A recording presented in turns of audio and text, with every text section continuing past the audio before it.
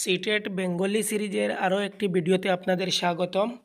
এখানে আমরা 2012 থেকে শুরু করে 2024 পর্যন্ত সব কোয়েশ্চন পেপার নিয়ে আলোচনা করছি। আজকের কোয়েশ্চন পেপার হলো 2024 সালের ডিসেম্বরে অনুষ্ঠিত হওয়া পেপার 1 এর। পেপার 1-এ আমরা ল্যাঙ্গুয়েজ 1 নিয়ে আজকে আলোচনা করব। এখানে দেখতে পাচ্ছেন আপনারা যেসব পরীক্ষার্থী বাংলাকে ভাষা 1 হিসাবে নির্বাচিত করেছেন তারা অবশ্যই ভাগ 4 91 থেকে 120 নং প্রশ্নের উত্তর দেবেন, কিন্তু আমরা 91 থেকে দেব না, কারণ প্রথমে এখানে প্যাসেজ আছে এবং কবিতা আছে। আমরা পেডাগোগি নিয়ে আলোচনা করব। আমরা আনসার করব কোয়েশ্চন নম্বর 106 থেকে। নিম্নে প্রদত্ত প্রশ্নগুলির 106 থেকে 120 নং প্রশ্ন সর্বাধিক নিকটতম উত্তর নির্বাচন করুন। মাতৃভাষা ভিত্তিক বহুভাষা তত্ত্ব সমর্থন করে যে মাতৃভাষা বেসড মাল্টিলিঙ্গুয়ালিজম, মাদার টাং বেসড মাল্টিলিঙ্গুয়ালিজম কি সমর্থন করে? মাতৃভাষা ভিত্তিক ভাষা তত্ত্ব কি সমর্থন করে? বহুভাষা তত্ত্ব সমর্থন করে যে সব শিশুরাই তাদের বিদ্যালয় কার্য শুরু করে ইংরাজি মাধ্যমে এবং গৃহের ভাষা। এটা কি সত্য? সব শিশুরাই হিন্দি প্রথম ভাষা হিসেবে পড়ে। এটা কি সত্য? সব শিশুরাই তাদের বিদ্যালয় কার্য শুরু করে তাদের মাতৃভাষা বা গৃহের ভাষার মাধ্যমে। এটা কি সত্য? সব শিশুরাই তাদের বিদ্যালয় কার্য শুরু করে রাজ্যের ভাষার মাধ্যমে। সঠিক উত্তর কোনটি হবে? বন্ধুরা তাড়াতাড়ি উত্তর দাও। আমরা শুনেছি যে শিশুরা যখন প্রথমে বিদ্যালয়ে যায়, প্রাথমিক স্তরের বাচ্চারা, তখন তারা অ্যাক্টিভ লার্নার হিসাবে বিদ্যালয়ে যায়, অর্থাৎ তারা বাড়ি থেকে, পাড়া প্রতিবেশী থেকে কিছু না কিছু শিখে এরপরে বিদ্যালয়ে যায়। তাই সরকার নিয়ম করেছে যে প্রাথমিক স্তরের শিক্ষা মাতৃভাষায় আদান প্রদান করতে হবে। তাই এখানে সঠিক উত্তরটি হবে সব শিশুরাই তাদের বিদ্যালয় কার্য শুরু করে তাদের মাতৃভাষা বা গৃহের ভাষার মাধ্যমে। অপশন নম্বর 3, এটা হলো মাল্টিলিঙ্গুয়ালিজমের প্রথম শর্ত। প্রাথমিক স্তরের শিশুরা মাতৃভাষায় তাদের পাঠ শুরু করতে হবে।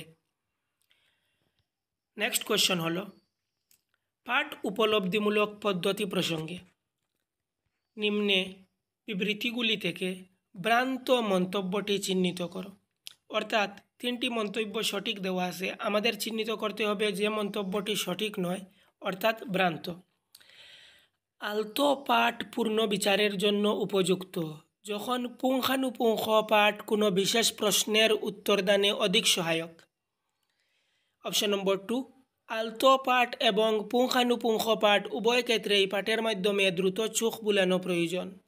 অপশন নম্বর 3, আলতো পাঠের দ্রুত পঠনের সঙ্গে সম্পর্কিত যখন পুঙ্খানুপুঙ্খ পাঠ বিশেষ তথ্যের অনুসন্ধানের সঙ্গে সম্পর্কিত। আলতো পাঠ গভীর পাঠের অতিরিক্ত যখন পুঙ্খানুপুঙ্খ পাঠ ভাষা পাঠের অতিরিক্ত। সঠিক উত্তর কোনটি হবে বন্ধুরা? ভ্রান্ত ধারণা কোনটি হবে? তাড়াতাড়ি উত্তর দাও।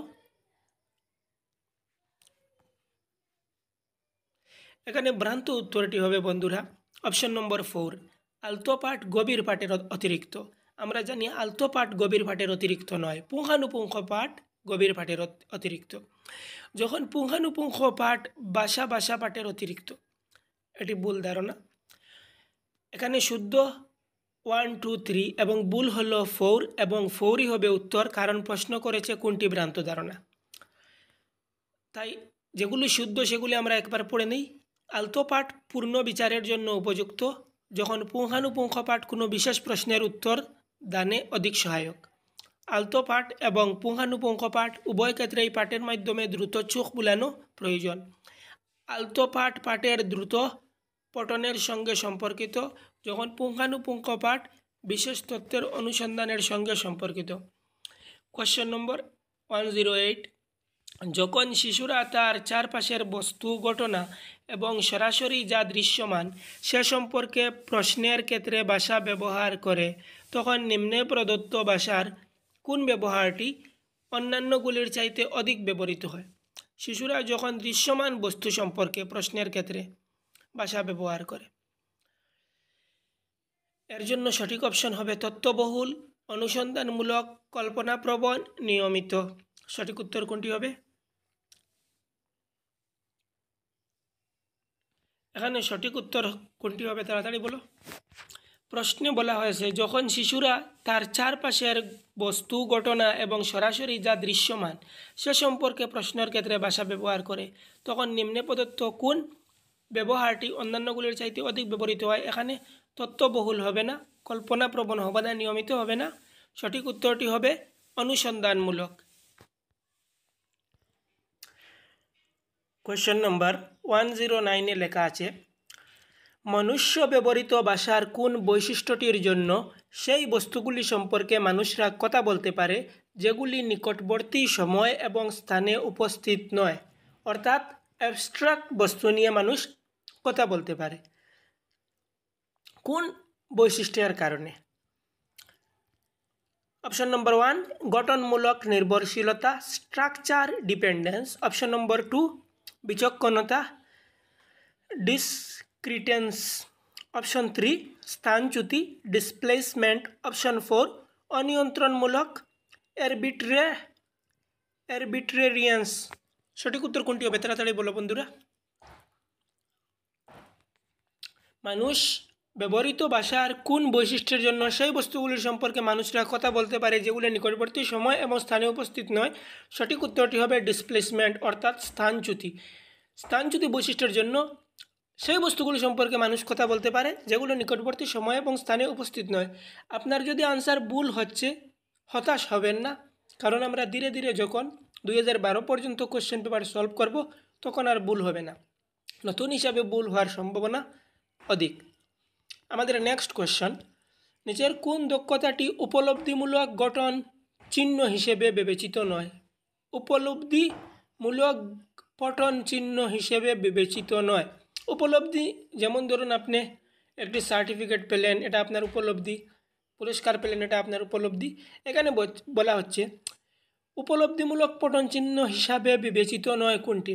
ঘটনা অথবা ধারণার ক্রম সুসংগঠিত এবং মূল্যায়িত করা, এখন পর্যন্ত পঠিত পাঠের মনোগত সংযোগীকরণ, স্বতন্ত্র অক্ষর বর্ণের উপর গুরুত্ব প্রদান, পরবর্তী বিষয়ের অনুমান করা কোনটি উপলব্ধিমূলক চিহ্ন হিসেবে বিবেচিত নয়? সঠিক উত্তর কোনটি হবে তাড়াতাড়ি বলো বন্ধুরা।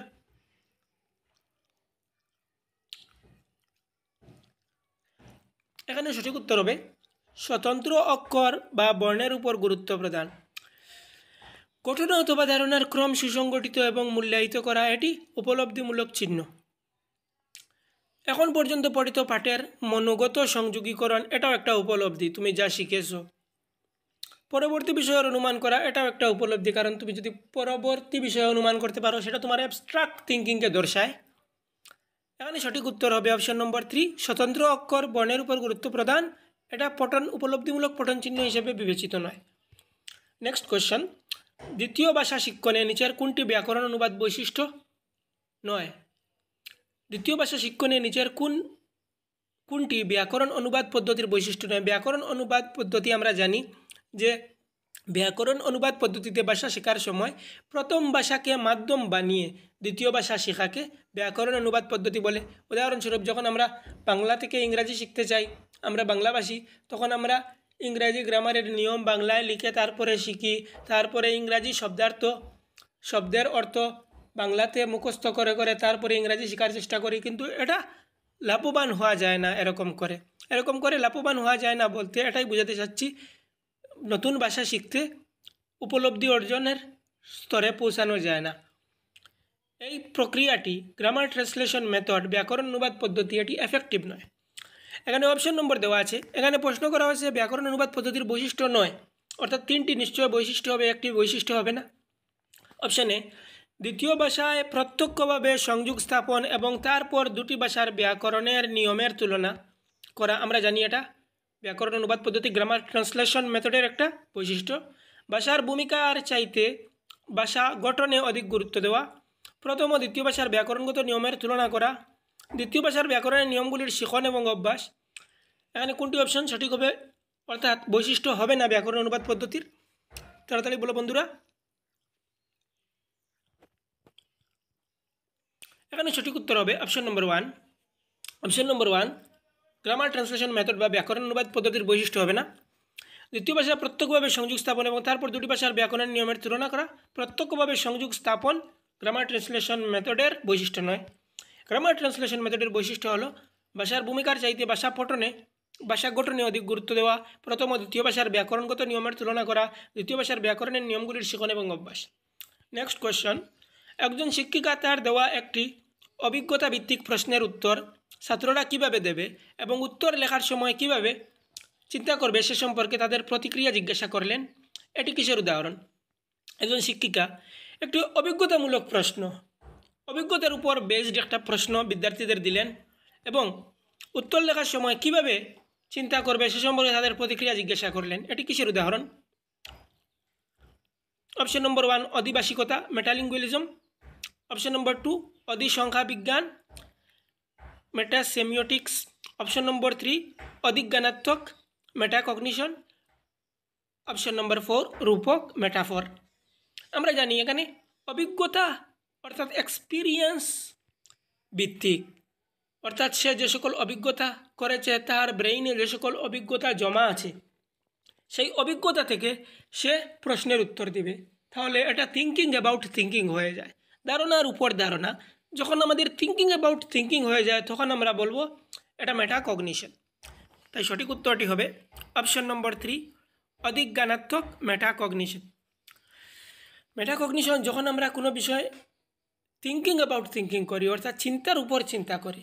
যেমন ধরো আমি একজন টিচার, আমি যখন বিদ্যার্থীদের পড়াই তখন আমি বারবার নিজেকে প্রশ্ন করি আমি কি বিদ্যার্থীদের সাথে পার্সিয়ালিটি করছি, আমি কি গায়ের রং দিয়ে বিদ্যার্থীদের ডিগ্রি দিচ্ছি বা গায়ের রং তুলনা করে তাদের সাথে কথাবার্তা বলছি, না তাদের জাত দেখে আমি তাদের সাথে মত বিনিময় করছি। এটা নিজেকে বারবার চিন্তা করা, নিজের চিন্তাধারাকে বারবার প্রশ্ন করা, এটাই হলো metacognition, thinking about thinking. Next question হলো নিম্নে প্রদত্ত ক্রাসেনের তত্ত্ব প্রকল্পটির কোনটির বগন্তস্কি জেডপিডির সঙ্গে সদৃশ? বায়গস্কি হবে এটা। লেব বায়গস্কি আমরা জানি যিনি জেডপিডির সংজ্ঞা দিয়েছিলেন, জোন অফ প্রক্সিমাল ডেভেলপমেন্টের সংজ্ঞা দিয়েছিলেন। এখানে ক্রাসেন আরেকজনের নাম। তাদের তত্ত্ব প্রকল্পটির কোনটির লেব বায়গস্কির জেডপিডির সঙ্গে সদৃশ? প্রথম অপশন হলো সহজাত ক্রমভিত্তিক তত্ত্ব প্রকল্প। আমরা জানি জেডপিডি যে দিয়েছিলেন লেব বায়গস্কি, তিনি বলেছিলেন বিদ্যার্থীরা এনভায়রনমেন্ট থেকে জ্ঞান অর্জন করে, এনভায়রনমেন্ট বিশেষ ভূমিকা পালন করে বিদ্যার্থীর কগনিটিভ ডেভেলপমেন্টে। অপশন এ হলো সহজাত ক্রমভিত্তিক তত্ত্ব প্রকল্প ন্যাচারাল অর্ডার হাইপোথেসিস। অপশন 2 পরিবর্তনমূলক পরিশ্রুত তত্ত্ব প্রকল্প এফেক্টিভ ফিল্টার হাইপোথেসিস। অপশন 3 তত্ত্ব অন্তর্ভুক্তিকরণ প্রকল্প ইনপুট হাইপোথেসিস। অপশন 4 নিয়ন্ত্রণমূলক তত্ত্ব প্রকল্প মনিটর হাইপোথেসিস। সঠিক উত্তর কোনটি হবে? তাড়াতাড়ি বলো বন্ধুরা। কোনটি ক্রাসেনের কোন তত্ত্ব লেব বায়গস্কির জেডপিডির সঙ্গে সদৃশ? জোন অফ প্রক্সিমাল ডেভেলপমেন্ট হলো, যেমন ধরো একটি শিশু কোনো একটি অঙ্ক নিজে নিজে করার চেষ্টা করে, সে সম্পূর্ণরূপে পারে না, আমরা তাকে টেম্পোরারি হেল্প দিই, সামান্য বলে দিই, বাকিটুকু এ নিজে থেকে করে নেয়। এই যে টেম্পোরারি হেল্প, এর দ্বারা তার যে বিকাশের সম্ভাবনা, সেই সম্ভাবনাকে বলা হয় ZPD, zone of proximal development. এখানে সঠিক উত্তর কোনটি হবে? তাড়াতাড়ি বলো বন্ধুরা। এখানে সঠিক উত্তরটি হবে তত্ত্ব অন্তর্ভুক্তিকরণ প্রকল্প ইনপুট হাইপোথেসিস। ইনপুট হাইপোথেসিস, ক্রাসেনও ইনপুট হাইপোথেসিসের কথা বলেছেন, লেব বায়গস্কিও ইনপুট হাইপোথেসিসের কথা বলেছেন। অপশন নম্বর নেক্সট, কামিন্সের পারস্পরিক নির্ভরশীল তত্ত্ব প্রকল্প অনুযায়ী নিচের কোনগুলি একে অপরের উপর পরস্পর নির্ভরশীল? প্রথম হলো দ্বিতীয় ভাষার পঠন এবং লিখন। অপশন নম্বর 2 প্রথম ও দ্বিতীয় ভাষার প্রাথমিক আন্তর্ব্যক্তিক দক্ষতা। অপশন 3 দ্বিতীয় ভাষায় বোধ পরীক্ষণ এবং উৎপাদন। অপশন 4 প্রথম এবং দ্বিতীয় ভাষার জ্ঞানাত্মক শিক্ষামূলক দক্ষতা। কামিন্সের পারস্পরিক নির্ভরশীল তত্ত্ব রিলেটিভিটি থিওরি অনুযায়ী নিচের কোনগুলি একে অপরের উপর পরস্পরের সঙ্গে নির্ভরশীল? সঠিক উত্তর কোনটি হবে? তাড়াতাড়ি বলো বন্ধুরা। এখানে সঠিক উত্তরটি হবে প্রথম এবং দ্বিতীয় ভাষার জ্ঞানাত্মক শিক্ষামূলক দক্ষতা। কামিন্স বলেন প্রথম এবং দ্বিতীয় ভাষার জ্ঞানাত্মক শিক্ষামূলক দক্ষতা সম্পর্কে। নেক্সট কোয়েশ্চন হলো নিচের কোনটি পঠন দক্ষতা অর্জনের প্রারম্ভে অক্ষর ও বর্ণমালার পরিবর্তে শব্দ ও ছোট গল্পমূলক পাঠের ব্যবহারকে যুক্তিসম্মত মনে করে না। পঠন দক্ষতা অর্জনের প্রারম্ভে অক্ষর আর বর্ণমালার পরিবর্তে শব্দ ছোট গল্পমূলক পাঠের ব্যবহারকে যুক্তিসম্মত মনে করে না কোনটি? অপশন নম্বর 1 হলো শব্দগুলি এবং পাঠগুলি অধিক আকর্ষণীয় কিন্তু অক্ষরগুলি নয়। অপশন 2 পৃথক অক্ষরগুলি শব্দের চাইতে মুখস্থ করা কঠিন। অপশন নম্বর 3 প্রথম পাঠক ক্ষুদ্রতর এককের চাইতে বৃহত্তর এককগুলিতে বেশি ভালোভাবে কেন্দ্রীভূত হতে পারে। অপশন 4 শব্দগুলি এবং পাঠগুলি অর্থপূর্ণ সংগঠন সৃষ্টি করে যা অক্ষরগুলি করতে সমর্থ হয়। সঠিক উত্তর কোনটি হবে বন্ধুরা? এখানে সঠিক উত্তর কোনটি হবে তাহলে উত্তর দাও বন্ধুরা। এখানে সঠিক উত্তর হবে অপশন নম্বর 3 প্রথম পাঠক ক্ষুদ্রতর এককের চাইতে বৃহত্তর এককগুলিতে বেশি ভালোভাবে কেন্দ্রীভূত হতে পারে। প্রথম পাঠক সে পাঠ শিখছে, সে প্রথম পাঠক, ক্ষুদ্রতর এককের চাইতে বৃহত্তর এককগুলিকে বেশি ভালোভাবে কেন্দ্রীভূত করতে পারে। এই কথাটি কিসের সমর্থন করে না? তাড়াতাড়ি বলো বন্ধুরা। এই কথার সম্বোধন করে না যে পঠন দক্ষতা অর্জনের প্রারম্ভে অক্ষর ও বর্ণমালার পরিবর্তে শব্দ ও ছোট গল্পমূলক পাঠের ব্যবহারকে যুক্তিসঙ্গত মনে করে না। নিচের কোনটি ভাষা এবং উপভাষা সম্পর্কে ভাষাতাত্ত্বিক দিক থেকে সঠিক? ভাষা এবং উপভাষা সম্পর্কে ভাষাতাত্ত্বিক দিক থেকে সঠিক। ভাষার নিজস্ব লিপি আছে কিন্তু উপভাষার নিজস্ব লিপি নেই। একটি ভাষা এবং একটি উপভাষার মধ্যে কোনো সুনির্দিষ্ট ভাষাতাত্ত্বিক পার্থক্য নেই। ভাষার লিখিত সাহিত্য রয়েছে, উপভাষা কেবল মৌখিক ঐতিহ্যের উপর নির্ভরশীল। ভাষা এবং উপভাষা ভাষাতাত্ত্বিক দিক থেকে পৃথক, ভৌগোলিকগত দিক থেকে এক। সঠিক উত্তর কোনটি হবে বন্ধুরা? এখানে সঠিক উত্তর হবে অপশন নম্বর 2 একটি ভাষা এবং একটি উপভাষার মধ্যে কোনো সুনির্দিষ্ট ভাষাতাত্ত্বিক পার্থক্য নেই। একটি ভাষা এবং একটি উপভাষার মধ্যে কোনো সুনির্দিষ্ট ভাষাতাত্ত্বিক পার্থক্য নেই।